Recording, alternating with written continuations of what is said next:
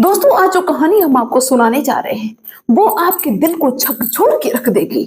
एक बूढ़े पिता ने 10 रुपए का हिसाब अपने बेटा बहुओं को नहीं दिया, तो बेटा और बहुओं ने अपने पिता को धक्के मार के गेट से बाहर निकाल दिया।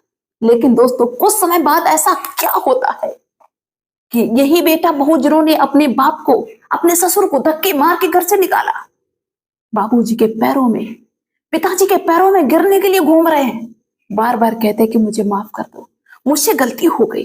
दोस्तों, ये कहानी बहुत ही इंटरेस्टिंग है, बहुत ही शिक्षाप्रद है और बहुत ही दुख भरी है।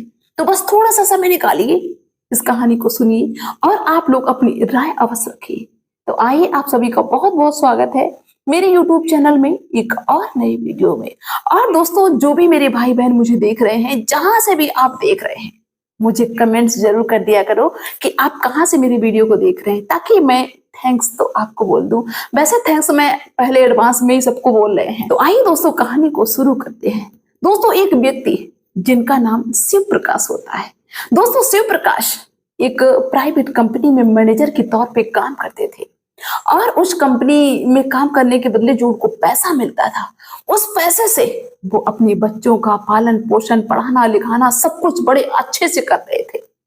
दोस्तों, शिव प्रकाश के 2 बेटा थे, कोई भी बेटी नहीं थी।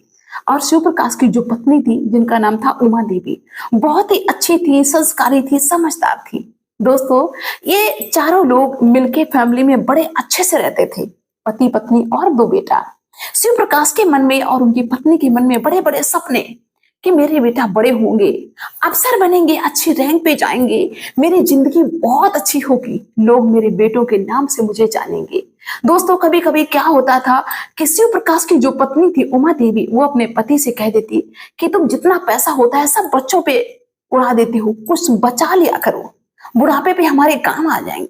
तो शिव प्रकाश बड़ा तुनक बोलते, अरे कैसी बात करती हो, मेरे ऐसे दिन आ जाएंगे कि हम अपने बुढ़ापे के लिए पैसे इकट्ठे करें, मेरे बेटा बड़े बड़े पोस्टों पे जाएंगे, हम अपने बेटा को ऐसी शिक्षा देंगे, ऐसे स्कूलों में पढ़ाएंगे, महंगे महंगे स्कूलों में, ताकि मेरे बेटा अच्छे पद पे जाए, मेरा नाम होगा, मेरा रुतबा होगा, अच्छी अच्छी गाड़ियों से हम घूमेंगे। तुम भी कैसी बातें करती हो। दोस्तों, शिव प्रकाश अपनी पत्नी की एक बात नहीं मानते और महंगे से महंगे स्कूल में अपने बच्चों को पढ़ाते, बच्चों के पालन पोषण में किसी चीज की कोई कमी नहीं रखते, यहां तक कि बच्चे जो भी कहते हैं शिव प्रकाश फटाक से लेके देते हैं। दोस्तों, वक्त निकलता है, शिव प्रकाश ने अपने पास कोई सेविंग नहीं की, सारा पैसा बच्चों पे लगाते, बच्चों पे लगाते, कहते कि यही मेरी सेविंग है, यही सब कुछ है, मुझे सेविंग की जरूरत नहीं है। दोस्तों, वक्त गुजरा, बेटा पढ़ लिख के अच्छे अच्छे पोस्टों पे पहुंच गए, घर में खुशहाली आ गई, बहुत अच्छे दिन आ गए शिव प्रकाश के और उनकी पत्नी के। लेकिन दोस्तों, अब शादी भी तो करनी है। जब बेटा बड़े बड़े पोस्टों पे, तो शादियां भी अच्छे अच्छे घरों से आने लगी। दोस्तों, बड़े बेटे की शादी की, यहाँ तक कि शिव प्रकाश के पास थोड़ा बहुत पैसा बचा भी था, वो भी उन्होंने बेटों की शादियों में लगा दिया, दोनों बेटों की शादी कर दी। बहुत खुश की बहुएं मेरी आ गई, अब तो आराम से बैठे बैठे खाएंगे। लेकिन दोस्तों, जैसा इन्होंने सोचा ऐसा कुछ नहीं हुआ। जो भी इनके अरमान थे सारे मिट्टी में मिल गए। जैसे ही बेटों की शादियां की, बहुएं घर में आई, बेटों के तेवर ही बदल गए।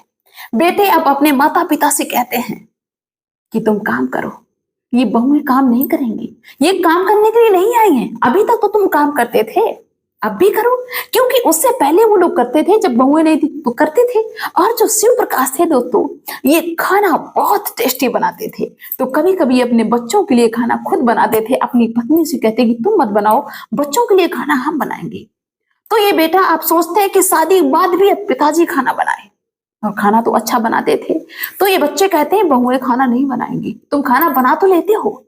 दोस्तों, वक्त गुजरता है, झटका तो उनको बहुत ज्यादा लगा, लेकिन जैसे समय बढ़ता जाता है, बेटा और बहुओं का आतंक बढ़ता चला जा रहा। इधर शिव प्रकाश और उनकी पत्नी के भी हाथ पैर थक रहे हैं। शिव प्रकाश की पत्नी अपने बेटा से कहती है कि बेटा, अब हमारे हाथ पैर थक रहे हैं, अब मुझसे ये काम नहीं होता है, तुम्हारे बाबूजी भी कमजोर हो रहे हैं, अपनी बहुओं से कहो कि काम करें। बेटा तुनक के बोलते हैं कि अच्छा, अब लेटे लेटे खाओगी क्या, तुम्हारा शरीर नहीं खराब हो जाएगा, वो बहुएं काम नहीं कर पाएंगी, काम करो, ऐसे ऐसे बैठे बैठे खाओगे, हम कमाएंगे और तुम लोग बैठ के खाओगे। यहाँ तक कि बेटे जो थे, बेटों का नाम था विनोद और प्रमोद, एक भी बेटा अच्छी भाषा नहीं बोलते थे। दोस्तों जब ये लोग पति पत्नी ये दशा देखते हैं तो इनका तो दिमाग ही खराब हो जाता है। काफी दिन तक तो वो ये सोचते रहते हैं कि शायद ये बदल जाए, शायद ये बदल जाए। लेकिन दोस्तों बदलने का कोई चांस नहीं लग रहा था। दिन के दिन इनका व्यवहार खराब होता चला जा रहा था।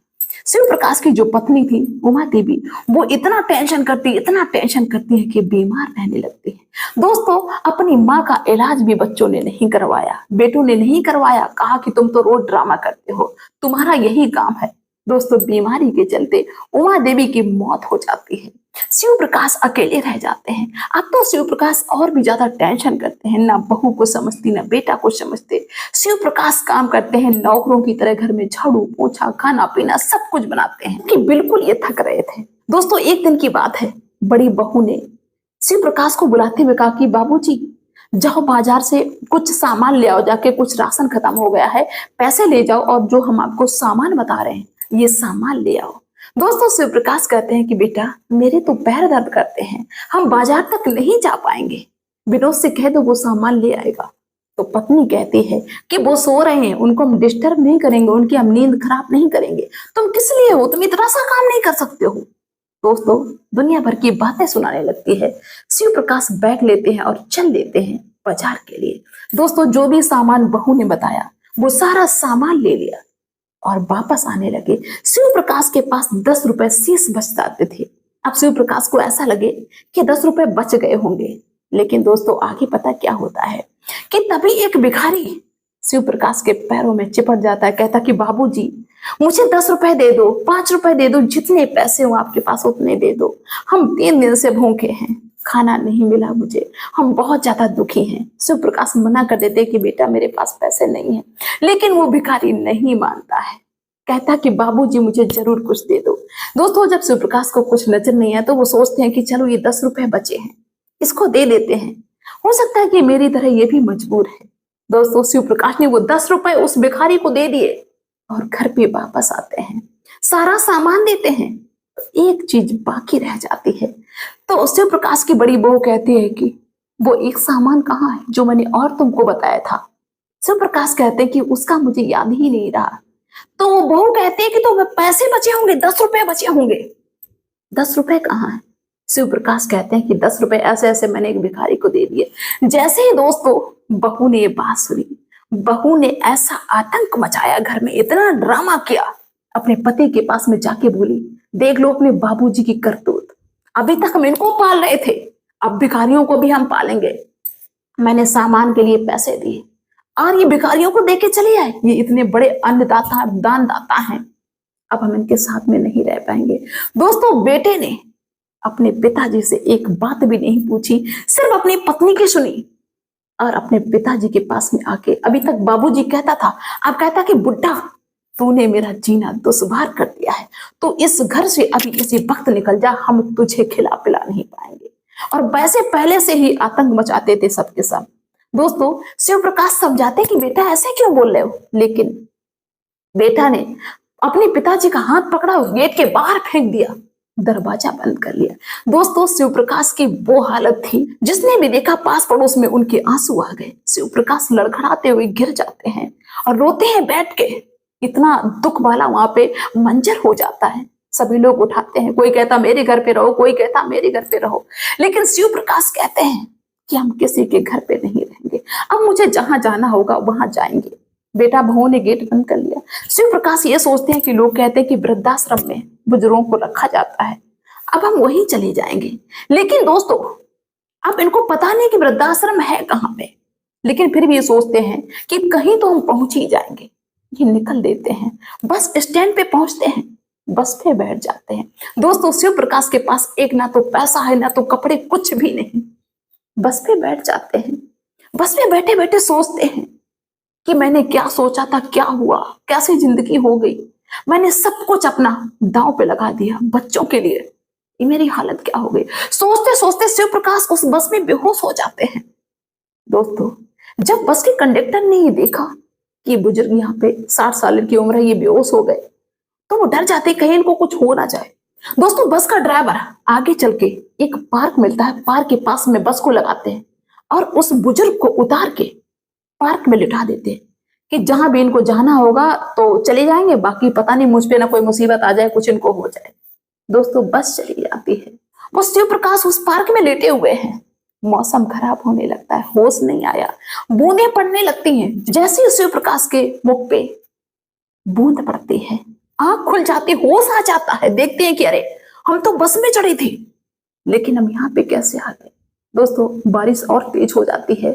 शिव प्रकाश उठ के पास में देखा कि एक टीन पड़ी हुई है, रखी है टीन, तो वहां पे पहुंच जाते हैं, वहां पे बैठ जाते हैं और बैठ के रोने लगते हैं अपनी दुर्दशा पे, अपने पिछले दिन याद कर करके कि मेरी क्या हालत हो गई। तभी दोस्तों एक नौजवान लड़का जो बाइक से जा रहा था और बारिश होने लगी तो भी उस टीन के नीचे आके रुक जाता है और वो देखता है कि बुजुर्ग हैं, ये रो रहे हैं। तो वो पूछने लगता है कि बाबा आप क्यों रो रहे हैं। तो शिव प्रकाश अपनी पूरी बात बताते हैं कि बेटा ऐसी ऐसी बात है। वो लड़का कहता है कि आप कहाँ जाएंगे। तो कहता है कि हम वृद्धाश्रम जाएंगे। और कहाँ जा सकते हैं। वो लड़का कहता है कि आप रात में आप कहाँ जा सकते हैं। बाबा ऐसा करिए आप, मेरा नाम महेंद्र है, मैं एक होटल में काम करता हूँ और मौसम खराब की वजह से हम जल्दी आ गए, अब तो मेरे साथ चलो, मेरे साथ में रहो चल के। दोस्तों अब शिव प्रकाश के पास कोई रास्ता नहीं था इसके सिवा। शिव प्रकाश महेंद्र के साथ में चले जाते उसके कमरे में, क्योंकि महेंद्र कमरे में अकेले रहता था। दोस्तों बैठ के सारी बातें करते हैं और ये शिव प्रकाश बहुत रोते हैं। महेंद्र उनको साहस देता है, कहता है कि कोई बात नहीं, आपके बेटा बहू ने आपको नहीं रखा, आप मेरे पास रहो, हम आपकी सेवा करेंगे, आप चिंता क्यों करते हो।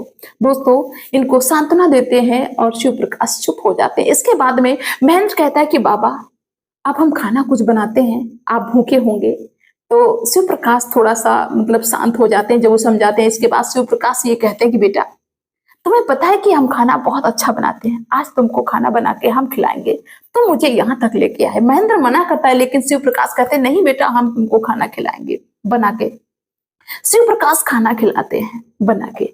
और जैसे ही महेंद्र ने बाबा के हाथ का, शिव प्रकाश के हाथ का बना हुआ खाना खाया, वो उछल पड़ा कि अरे आप इतना सुंदर खाना बना लेते हो इस उम्र में।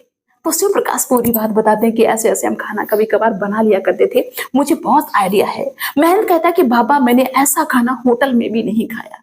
दोस्तों अगला दिन होता है तो महेंद्र जाता है होटल में और अपने सारे साथियों को बताता है कि हमारे यहाँ बाबा आए हैं, ऐसे ऐसे करके पूरी बात बताई, वो बहुत अच्छा खाना बनाते हैं। एक दिन वो भी सारे आ जाते हैं, बाबा उन सबको खाना बना के खिलाते हैं। खाना इतना टेस्टी कि सभी तारीफ करते हैं। एक दिन शिव प्रकाश बोले कि बेटा महेंद्र तुम होटल में काम करते हो, तुम खुद का कोई काम क्यों नहीं शुरू कर लेते हो, खुद का होटल शुरू कर लो। तो महेंद्र हंसता कि बाबा ये आसान है क्या, इसके लिए बहुत पैसों की जरूरत है। शिव प्रकाश कहते हैं क्योंकि भाई अनुभवी तो थे ही, ऐसा नहीं कि भाई उम्र हो गई तो अनुभव भी खत्म हो गया। तो वो कहते कि बेटा कोई जरूरी नहीं कि आप बड़े स्तर से शुरू करो, छोटे स्तर से शुरू कर लो।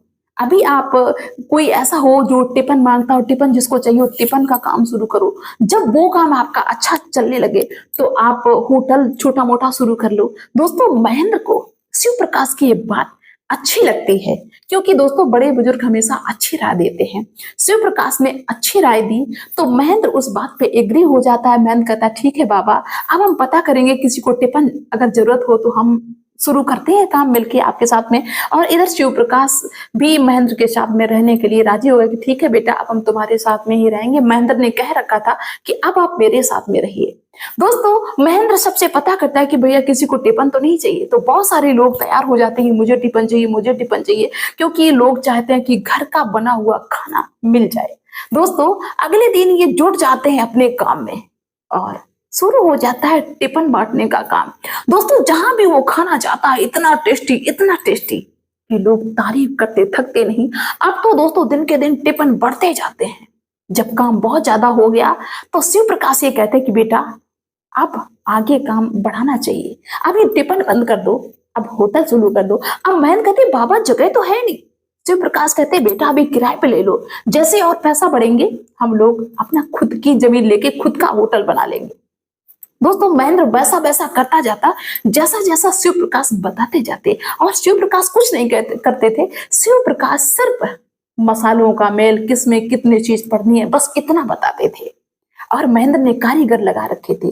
दोस्तों ऐसे करके करके अपना खुद का होटल किया, यहाँ तक कि 1 होटल हुआ, 2 होटल हुआ, 3 होटल हुए, देखते ही देखते 10 होटल हो गए।